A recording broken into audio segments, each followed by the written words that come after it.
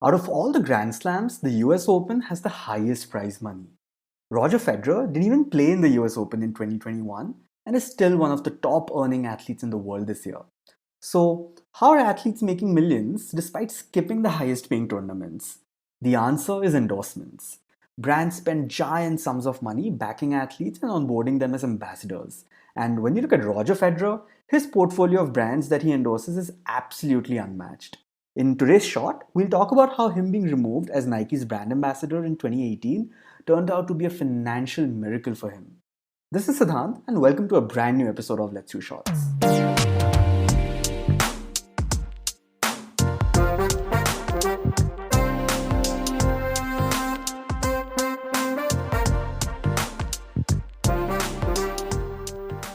In 2020, Roger Federer earned a total of $106 million dollars and became the world's highest paid athlete. Out of this, only $6 million dollars were made from playing tennis and $100 million dollars were made with endorsements.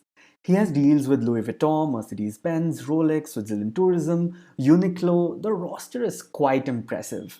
But perhaps the most significant of these endorsements is the partnership with a Swiss running shoe company called On.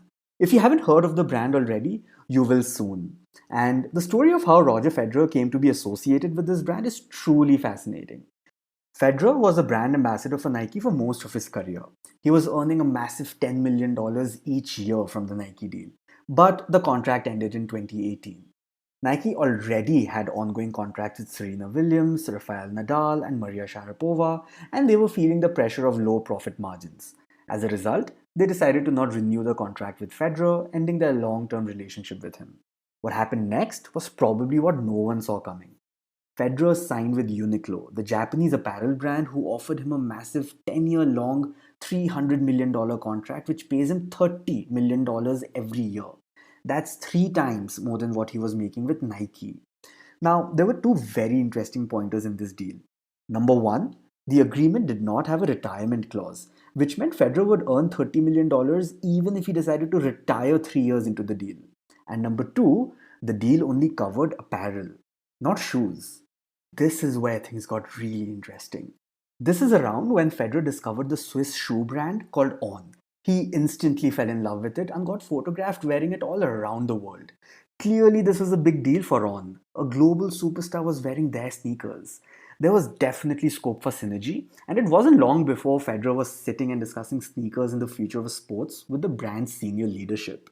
He ended up investing around $50 million dollars in the brand and became their global ambassador as well. The equity deal gave him 3% ownership of the company, and boy oh boy was it a great business decision. Today, On is one of the world's fastest growing running shoe brands. The company has also gone public and is now valued at about $10 billion. dollars.